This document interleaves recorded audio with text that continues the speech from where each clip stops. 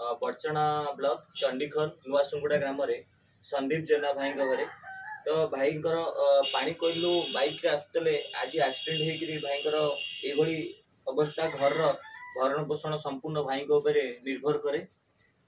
तो समस्त स्वेच्छासेवी संगठन बुद्धिजीवी बदान्य व्यक्ति मान को अनुरोध कि यथा संभव साहाय्य सहयोग भाई परिवार को जगाई दिंतु। यही खबर पाई छतिया समाजसेवी संगठन आसिक परिवार पाखे पहुंची आउ यथा संभव साहाय्य सहयोग जगाई दि संगठन पक्षर आ समस्त को अनुरोध कि परिवार टी साहाय्य सहयोग हाथ बढ़ातु। पूर्वपरी फिर संदीप भाई कर्म क्षेत्र को जातु।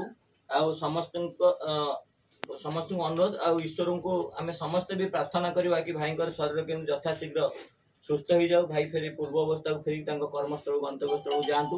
आ परिवार फेर हसखुश भरपूर हो उठू। जय जगन्नाथ।